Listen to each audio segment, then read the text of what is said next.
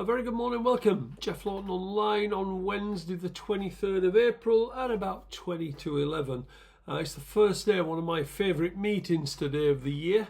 Would you believe it? And it's Perth, or to be more precise, Scone Palace. I went there for over 10 years, consecutive years, and I absolutely love the place.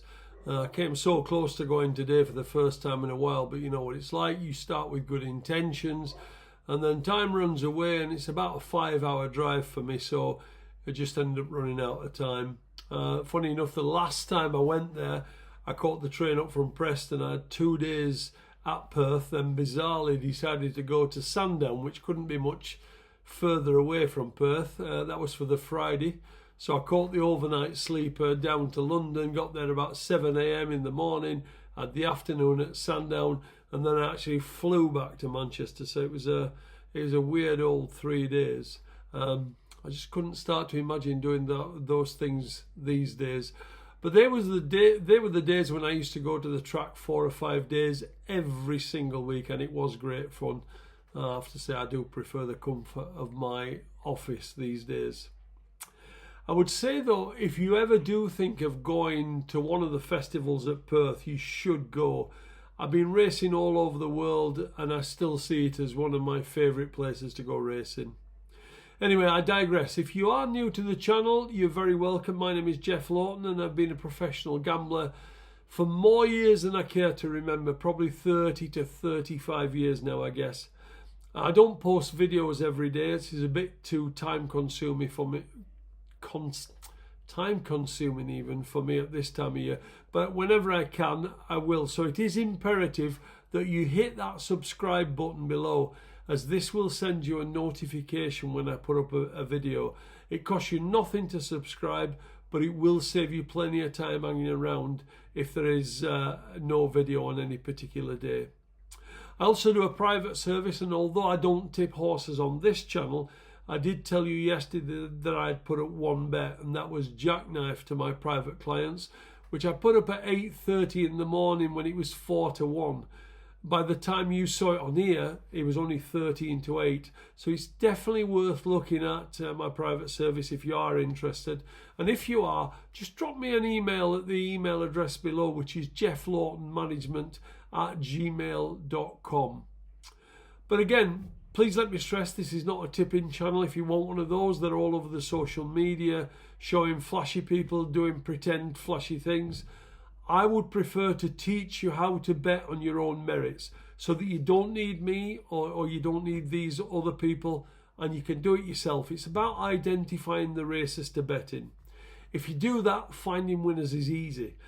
It's then about avoiding the losers. I know it sounds straightforward, but if you learn to do that and block out all the noise from all the so-called experts, you can make it pay.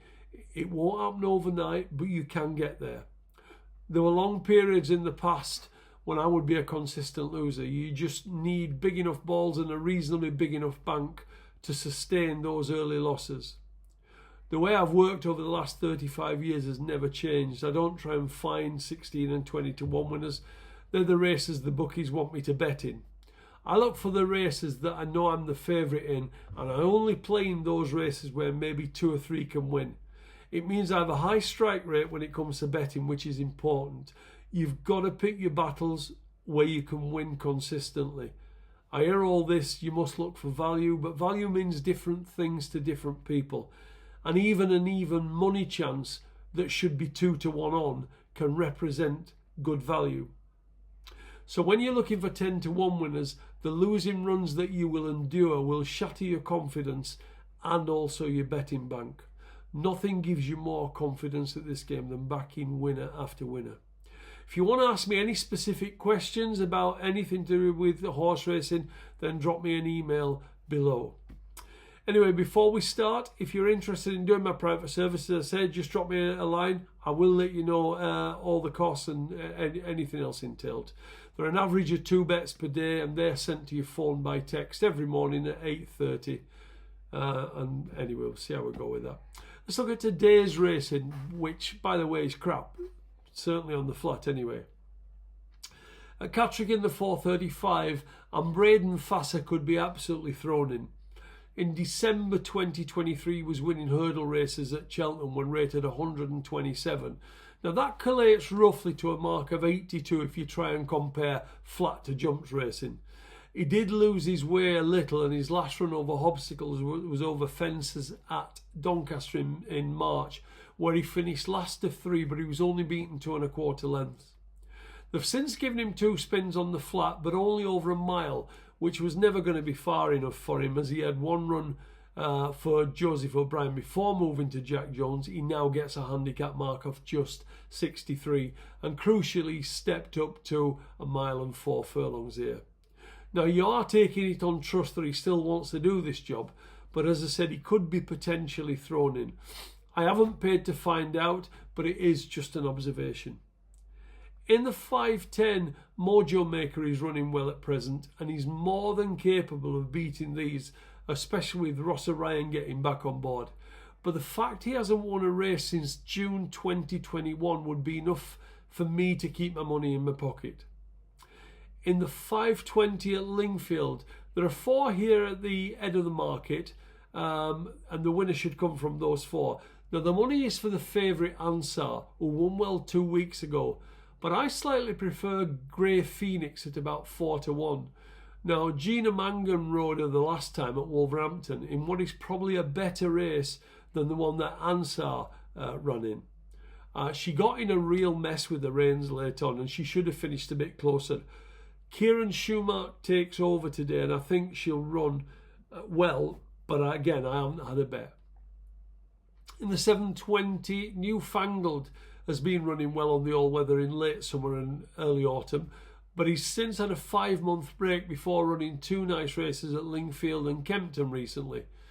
He's due to go up another £2 from Saturday, and he should be able to take care of these. Now, that's as far as the flat's concerned, but I have got a few observations up at Perth where, as I say, I would like to be. In the opener at 1:48, John McConnell sends over Kevin's Pride, who's finished second in all 3 of his hurdle races, though he did win his only bumper by almost 10 lengths last August. He's dropping back to 2 mile 4 today from 3 mile, and that looks to be his optimum trip. There doesn't look to be an abundance of serious dangers in this race, and he should be able to get off the mark at the 4th attempt over hurdles. In the 2:48, the listed race, the best race of the day, the front 3 at the head of the market are all dropping in class from a grade 1 last time to listed class here, and the winner should come from one of these.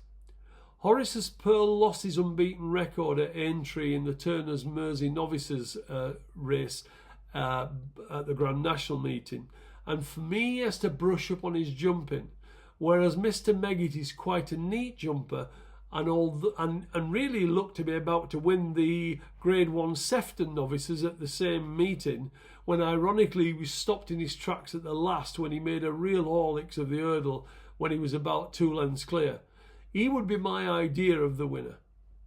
In the 3:18, this wouldn't be the ideal ground for fun, but they seem to have found his trip now, and on ratings he's so superior to this, he really ought to be winning this race.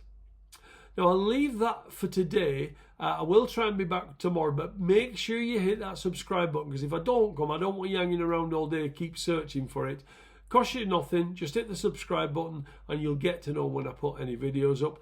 If you are interested in my private service, drop me an email at the address below, jefflawtonmanagement@gmail.com. And if you don't want to wait for the video, as I said, got to hit the subscribe button. But I will try and get back tomorrow, and thank you for dropping by.